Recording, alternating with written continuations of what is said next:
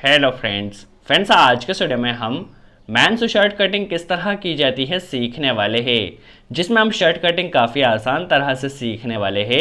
किस तरह से प्रॉपर मार्किंग की जाती है, किस तरह से प्रॉपर कटिंग की जाती है, हर एक स्टेप को हम काफ़ी आसान तरह से सीखने वाले हैं। तो चलिए वीडियो स्टार्ट करते हैं और सबसे पहले हम मेजरमेंट समझ लेते हैं।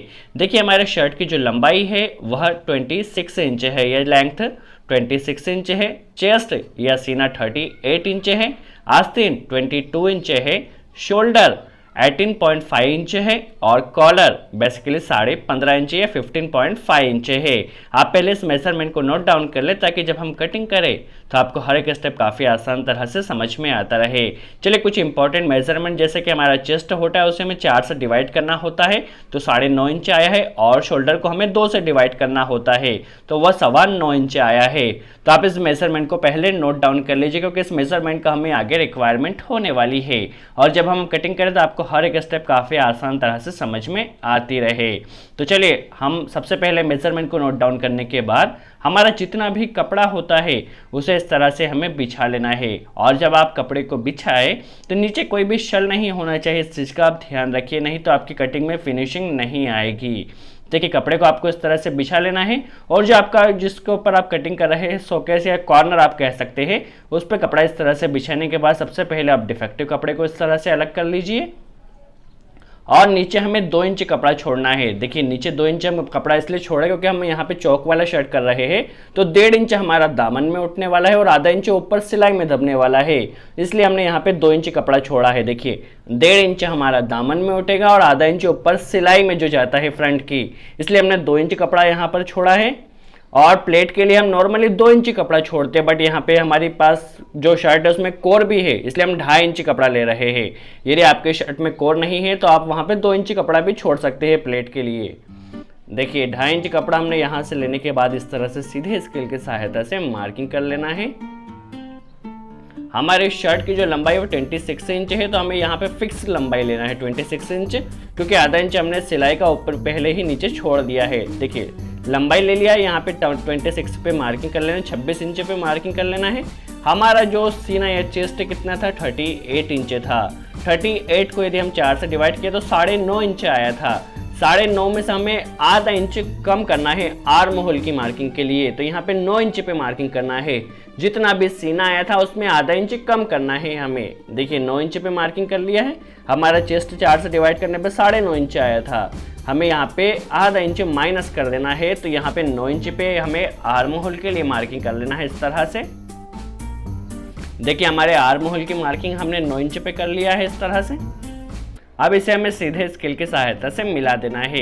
आप हर एक स्टेप को केयरफुली वॉच कीजिए, कहाँ पर हम कितना मेजरमेंट ले रहे हैं, कितना कम ज़्यादा कर रहे हैं। यहाँ पे हमें लूजिंग देखना है, तो देखिए जितना हमारा सीना या चेस्ट आया था उसको 4 से डिवाइड करने पे 9.5 इंच आया था। 9.5 इंच पे मार्किंग किया है और 2 इंच की हमें लूजिंग देना है, तो टोटल 11.5 इंच का हमारा फ्रंट चौड़ाई में कटने वाला है। 9.5 इंच हमारा सीने के हिसाब से और 2 इंच हमने लूजिंग दिया है, तो 11.5 इंच। और यहाँ पर भी हमें 11.5 इंच पे मार्किंग करना है, क्योंकि जो पेट हमारे कस्टमर का वो सीने से कम है। यदि पेट सीने से ज़्यादा होता तो यहाँ पे हमें कम ज़्यादा करना होता। देखिए हमारे पास जो सीना है वो 38 इंच और कस्टमर का जो पेट है वो 35 इंच है, इसलिए हम यहाँ पे फिक्स्ड मार्किंग कर सकते हैं। यदि पेट सीने से ज़्यादा होता तो उस कंडीशन में नीचे हमें बढ़ाना होता। देखिए यहाँ पर हम पहले समझ लेते थे कि पेट हमारा 35 इंच है और सीना 38 इंच है, दैट मीन्स पेट सीने से कम है, इसलिए हम फिक्स्ड मार्किंग कर लेते हैं। यदि ये 40 पेट होता है, 40 से ज़्यादा पेट होता तो उस कंडीशन में हमें थोड़ा नीचे बढ़ाना होता, बट यहाँ पे 40 नहीं है, इसलिए हमें इसी तरह से मार्किंग करना है। जितना हमने ऊपर लूजिंग दिया है उतना ही नीचे भी लूजिंग हमें देना होता। देखिए यहाँ पे कॉलर हमारी बेसिकली देखा है 15.5 इंच है, तो 14 से 16 तक की जो कॉलर होती है उसके लिए 3.25 इंच गला हम रखते हैं। देखिए 3.25 इंच पे मार्किंग कर लेना है इस तरह से। पहले हमें 3.25 इंच पे मार्किंग कर लेना है। यदि कॉलर 14 से छोटी होती तो 2.5 इंच लेते, 16 से बड़ी होती तो फिर हम 3 इंच का गला लेते। यहाँ पे 3.25 इंच पे गला लेके मार्किंग कर लेना है इस तरह से हमें, और यहाँ पर भी 3.25 इंच पे मार्किंग हमें कर लेना है, क्योंकि 15.5 इंच कॉलर है। हमारा शोल्डर कितना था 18.5 इंच था, उसमें हमने 2 से डिवाइड किया तो 9.25 इंच हमारा आया था, तो 9.25 इंच हमारा शोल्डर की मार्किंग हो चुकी है। और 1.5 इंच हमारा सिलाई में दबने वाला है, इसलिए टोटल हमें 9.5 इंच पे मार्किंग कर लेना है। देखिए टोटल हमारे पास 9.5 इंच पे, देखिए यहाँ पे थोड़ा हमें कम करना होगा, टोटल 9.5 इंच पे मार्किंग करना है। 9.25 इंच हमारा बेसिकली देखा जाता है शोल्डर का, और 0.5 इंच सिलाई में दबेगा, और यहाँ पे 2 इंच नीचे हमें झुकाव देना होता है। तो 2 इंच का झुकाव के लिए यहाँ पे हमने मार्किंग कर लिया। ध्यान से वॉच कीजिए आप, देखिए 2 इंच का झुकाव है, शोल्डर की मार्किंग से हमें इस तरह से मिला देना है, और इसे सीधे स्केल की सहायता से इसे हमें मिला देना है, और यहाँ पर भी गले के लिए भी मिला देना है। इसमें शेप इस तरह से हमें यहाँ पर दे देना है। देखिए हमने शेप दे दिया है। चलिए अब हमें आर्म होल में भी शेप देना होगा। उससे पहले हम देखिए यहाँ पे फिनिशिंग के लिए, फिटिंग के लिए हम आधा इंच अंदर की तरफ मार्किंग करते हैं। जो हमने 2 इंच मार्किंग किया था उससे आधा इंच अंदर की तरफ स्केल से इस तरह से लेकर, ताकि हमारी फिटिंग एकदम सही से बैठे, और यहाँ पर इस तरह से हमें शेप दे देना है। देखिए इस तरह से हमें यहाँ पे शेप दे देना है। चलिए पेट के लिए यहाँ पे हमें 16.5 इंच पे मार्किंग करना है। किस तरह से पेट की मार्किंग होगी वह भी हम समझ लेते हैं। नॉर्मली पेट के लिए 16.5 इंच नीचे हम मार्किंग करते थे। फ्रंट की बेसिकली लंबाई ज़्यादा था, आप 17 भी कर सकते हैं, कम हो तो 16 इंच भी कर सकते हैं। देखिए आर्म होल हमने 9 इंच रखा था और 2 इंच लूजिंग दिया था। Arm hole plus losing total 11 inch पे हमने यहाँ पे मार्किंग कर लेना है। यहाँ पे हमें इस तरह से शेप दे देना है। तो यहाँ पे पेट के लिए मार्किंग इस तरह से हो चुकी है। आर्म होल के लिए जितना रखा था plus 2 inch losing, total 11 inch पे हमने इस तरह से रखकर इसे राउंड स्केल की सहायता से इस तरह से शेप दे देना है। यदि आपको और भी ज़्यादा फिटिंग चाहिए हो तो आप इसे हल्का सा बढ़ा सकते हैं। यदि लूजिंग चाहिए तो इसे आप हल्का सा कम कर सकते हैं, बट परफेक्ट आप इस तरह से शेप दे सकते हैं, जिससे आपका क्या होगा, शर्ट की फिनिशिंग भी अच्छी आएगी और फिटिंग भी काफ़ी अच्छी बैठने वाली है। और नीचे हमें यहाँ पे इस तरह से शेप देना होता है। तो यहाँ पर भी हम इसे शेप दे देते हैं, क्योंकि फ्रंट थोड़ा घुमावदार होता है। देखिए इस तरह से हमें यहाँ पे शेप दे देना है। और जो चौक वाला शर्ट है इसलिए हमें 4 इंच पे चौक लगाना होगा। इस तरह से 4 इंच पे चौक का मार्किंग हमने यहाँ पे कर लिया है।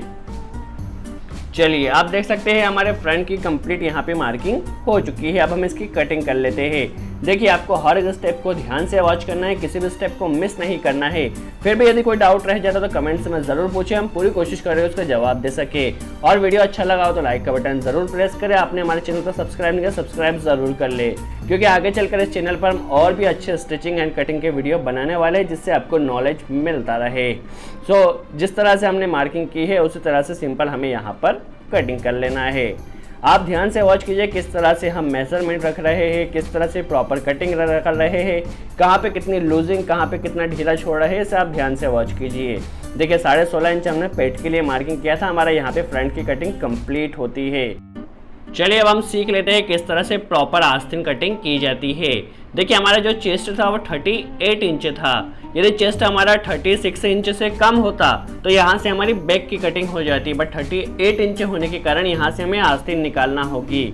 आस्तीन के लिए कपड़ा हमें कितना लेना है, सबसे पहले हम यह समझ लेते हैं। देखिए जितना हमने आर्म होल दिया था, आर्म होल हमने 9 इंच का दिया था, तो जितना हमने आर्म होल दिया था उतनी ही हमारी आस्तीन की चौड़ाई भी आने वाली है। तो देखिए 9 इंच पे हमें आस्तीन के लिए यहाँ पे मार्किंग कर लेना है, और 3 इंच का हमें राउंड देना होता है। तो 3 इंच पे एक राउंड के लिए मार्किंग कर लेना है इस तरह से। देखिए टोटल 9 इंच हमने यहाँ पे चौड़ाई ली है और 3 इंच पे राउंड के लिए मार्किंग कर लिया। अब लंबाई कितनी लेना है हम समझ लेते हैं। देखिए सबसे पहले जो सिलाई में दबने वाला है इसे हमें इस तरह से पहले ही छोड़ देना है, और हमारी जो आस्तीन है वो 22 इंच की होने वाली है। तो 22 इंच पे हमें यहाँ पे मार्किंग कर लेना है, और 2.5 इंच का हमें यहाँ पे कप लगाना है। तो 2.5 इंच का कप लगाना है, इसलिए हम यहाँ पे 1.25 इंच, सिंपल आप 1.25 इंच कम कर दीजिए। आपकी 22 इंच कप लगाने के बाद छटिंग होने के बाद आसानी से आ जाएगा। यदि आप 3 इंच का कप लगाते हैं तो आपको यहाँ पे 2.25 इंच छोड़ना होगी, बट यहाँ पे हमें कप लगाना है 2.5 इंच का, इसलिए हम 1.25 इंच पे कम कर लेते हैं, ताकि जब हम 2.5 इंच का कप लगाएंगे तो कपड़ा कटने के बाद हमारी 22 इंच की जो आस्तीन है वो प्रॉपर आ जाएगी। सबसे सिंपल फॉर्मूला है। तो देखिए 1.25 इंच कम कर कर हमने यहाँ पे मार्किंग कर लेना है, और यहाँ पे हमें 6.1 देख सकते हैं आप, 6.1 इंच पे 6 इंच और एक सूत पे यहाँ पे एक मार्किंग हमें इस तरह से कर लेना है, जो कि हमारे कफ के लिए चौड़ाई होने वाली है, और इसे हमें आस्तीन के इस मार्किंग से होता हुआ मिला देना है। देख सकते हैं आप। चलिए इस तरह से हमने मिला दिया है, और यहाँ पर हमें सीधे स्केल की सहायता से लाइन एकदम सीधी होना चाहिए। चलिए यहाँ पर हमें शेप कुछ इस तरह से देना है। आस्तीन के लिए जो शेप होता है, शेप पहले हम दे देते हैं, फिर इसमें प्रॉपर कटिंग और शेप किस तरह से दिया जाएगा वो हम कटिंग के बाद देने वाले हैं। जिस तरह से हमने मार्किंग किया है उसी तरह से यहाँ पर हमें सिंपल कटिंग कर लेना है। आप ध्यान से वॉच कीजिए किस तरह से हम कटिंग कर रहे हैं। देखिए यहाँ पर हमें जिस तरह से हमने मार्किंग की है उसी तरह से पहले हमें कटिंग कर लेना है। देख सकते हैं हमारे यहाँ पे आस्तीन की कटिंग हो चुकी है। जितना भी डिफेक्टिव कपड़ा होना है उसे हमें निकाल लेना है। देखिए अब सेंटर की मार्किंग हमें करना है आस्तीन पट्टी के लिए, तो इस तरह से 4 हिस्से करके हमें सेंटर की मार्किंग कर लेना है। और यहाँ पर देखिए जो सेंटर आया उससे आधा इंच अंदर की तरफ होते हुए, देखिए आधा इंच अंदर की तरफ होते हुए एक मार्किंग कर लेना है इस तरह से। और ये करीब 5.25 इंच की हमें आस्तीन पट्टी बनाना होती है, तो 5.25 इंच लेकर इस तरह से हमें मार्किंग कर लेना है। अब आस्तीन में शेप किस तरह से दिया जाएगा हम समझ लेते हैं। देखिए शेप कुछ इस तरह से दिया जाता है। हम पहले नीचे से शेप दे देते हैं क्योंकि जो आगे का हिस्सा होता है उसमें थोड़ा गड्ढा होता है। देखिए आगे हमने इस तरह से शेप दे दिया है। देखिए इस तरह से हमने शेप दे दिया है। अब हम देख लेते हैं हमारा शेप किस तरह से नज़र आ रहा है। देख सकते हैं आप हमारा शेप एकदम परफेक्ट नज़र आ रहा है। देखिए नीचे से भी हम थोड़ा छाट लेते हैं जो भी डिफेक्टिव कपड़ा हो। और आप देख सकते हैं हमारे आस्तीन का शेप काफ़ी अच्छा यहाँ पर एक ही बार में आ चुका है। तो हमारी आस्तीन की कटिंग यहाँ पर कंप्लीट होती है। अब हमें बैक के लिए कपड़ा कितना बिछाना है, सबसे पहले बैक कटिंग के लिए हम यह समझ लेते हैं। तो देखिए हमारे पास जो फ्रंट था वो 11.5 इंच चौड़ा था। ध्यान से वॉच कीजिए, फ्रंट हमारा 11.5 इंच चौड़ा था और जो बैक होती है वो फ्रंट से करीब आधे से पौने इंच कम होती है। तो करीब 11.25 इंच तक या 11 इंच कपड़ा हमारे पास बिछाना है। तो 11 इंच कपड़ा हमने बिछा लिया है। यहाँ पे हमें 3 इंच गले के लिए मार्किंग करना है। आगे हमने 2.25 इंच किया था, पीछे हमें 3 इंच की मार्किंग करना है गले के लिए। 3 इंच गले के लिए मार्किंग करना है और 1.5 इंच यहाँ पे शेप यहाँ गले के लिए राउंड देना है। और 3 इंच करीब नीचे यहाँ से हमारा फ्रंट रखा है क्योंकि इसके साथ हमें शोल्डर भी काटना है। शोल्डर काटना है इसलिए पहले हमने 1.5 इंच पे एक मार्किंग किया। यहाँ से हमारा शेप होगा गले के लिए। देख सकते हैं आप इस तरह से हमें गले के लिए शेप देना है। देखिए 1.5 इंच से हमें यहाँ पे शेप देना है और 3 इंच का जो मार्किंग किया वहाँ पे हमारा फ्रंट जमने वाला है क्योंकि हमें शोल्डर भी इसी के साथ काटना है। देख सकते हैं आप। और आप देख लीजिए फ्रंट को हमने करीब आधा इंच आगे की तरफ होते हुए रखा है। इस तरह से आप देख लीजिए आधा इंच आगे की तरफ किया है और यहाँ पर करीब 3 इंच के नीचे की मार्किंग के साथ यहाँ पे हमने किया है। आप देख लीजिए यहाँ पर हमने इस तरह से फ्रंट को पहले बिछा लिया है। अब यहाँ पर करीब हमें आप देख लीजिए 1.5 इंच अंदर की तरफ एक मार्किंग करना है। देखिए 1.5 इंच अंदर की तरफ एक मार्किंग कर लिया है। और यहाँ पर हमारे पास शोल्डर कितना था 9.25 इंच और पाव इंच सिलाई में दबेगा, तो 9.5 इंच पे हमें यहाँ पे मार्किंग कर लेना है शोल्डर के लिए मार्किंग। देखिए 9.5 इंच हमने शोल्डर के लिए मार्किंग कर लिया। पहले हमें इस तरह से सीधे स्केल की सहायता से इसे मिला देना है। जो नीचे 1.5 इंच पे मार्किंग किया था उसे शोल्डर की मार्किंग से इस तरह से सीधे स्केल की सहायता से मिलाते हुए इस तरह से हमें यहाँ पे शेप दे देना है। देखिए यहाँ पर हमारा 3 इंच के हमने यहाँ पे छोड़ा था, यहाँ पर भी हमें 3 इंच की जगह छोड़ना है। इस तरह से आप देख सकते हैं 3 इंच लेकर इसे हमें सीधे स्केल की सहायता से इसे मिला देना है। देख सकते हैं हमारी यहाँ पे मार्किंग हो चुकी है। अब आप देख लीजिए यहाँ पर हमारा करीब 7 इंच का फ्रंट आ रहा है और 7 इंच ही हमारा एकदम फिक्स आ रहा है। देखिए थोड़ा हल्का सा बड़ा हो रहा है तो इसे हमें इस तरह से कर लेना और यहाँ पर इस तरह से हमें शेप दे देना है ताकि जब आस्तीन फिट की जाए तो यहाँ से आस्तीन काफ़ी आसानी से फिट हो सके। इसलिए थोड़ा बाहर की तरफ हमें शेप देना होता है। और जो बैक होती है हमारी फ्रंट से थोड़ी छोटी कटती है ताकि हमारी बैक झोल नहीं खाए, इसलिए हमने पहले मार्किंग कर लिया है। और जिस तरह से हमने मार्किंग किया है उसी तरह से प्रॉपर हमें कटिंग कर लेना है। आपको ध्यान से वॉच करना है कहाँ पर हम कितना मेजरमेंट थोड़ा कम कर रहे हैं, कहाँ पे थोड़ा बढ़ा रहे हैं। ये काफ़ी इंपॉर्टेंट है, यही से आप काफ़ी आसानी से कटिंग कर सकते हैं। देखिए जिस तरह से हमने मार्किंग किया है उसी तरह से सिंपल हमें कटिंग कर लेना है। यदि वीडियो अच्छा लगा हो तो लाइक का बटन ज़रूर प्रेस करें। कोई डाउट हो तो कमेंट से मैं ज़रूर पूछें, हम पूरी कोशिश करेंगे उसका जवाब दे सके। देखिए हमारे यहाँ पे आप देख सकते हैं फ्रंट और यहाँ पे जो शोल्डर एकदम फिक्स हो रहा है, काफ़ी अच्छे से फिट आसानी से हो जाएगा। चलिए यहाँ पर हमारा बैक की कटिंग भी कंप्लीट होती है। आप देख सकते हैं अब शोल्डर की हमें कटिंग करना है। तो शोल्डर हमारा करीब 9.25 इंच है। यहाँ पे देखिए 9.25 इंच हमारे पास शोल्डर यहाँ पे होना चाहिए और यहाँ पर हमें बिछा लेना है। और जो शोल्डर की चौड़ाई होती है पहले हमें डिफेक्टिव कपड़े को अलग कर लेना है। देखिए डिफेक्टिव कपड़े को अलग कर लिया है। शोल्डर करीब हमारा 6 इंच चौड़ा होता है, तो 6 इंच पे हमें एक मार्किंग कर लेना है और अब कुछ नहीं करना है। जो हमारे बैक के साथ हमने यहाँ पे शोल्डर काटा था उसे इस तरह से रख देना है। हम यहाँ पे डबल शोल्डर इसलिए ले रहे हैं ताकि हमारे यहाँ पे शोल्डर के यहाँ से मजबूती अच्छी हो सके। देखिए इस तरह से हमने क्या किया, शोल्डर को यहाँ पे बिछा लेना है और यहाँ पे इस तरह से सिंपल कटिंग कर लेना है। इस तरह से हम यहाँ पे डबल शोल्डर भी आसानी से फिट कर सकेंगे। देख सकते हैं यहाँ पर हमें इस तरह से सिंपल कटिंग कर लेना है। तो यहाँ पर हमारे डबल शोल्डर की कटिंग भी कंप्लीट होती है। सो आई होप आपको वीडियो अच्छा लगा हो। वीडियो कैसा लगा कमेंट्स में ज़रूर बताएं। कोई डाउट हो तो कमेंट्स में ज़रूर पूछे। सो आज के लिए इतना ही। Thanks friends.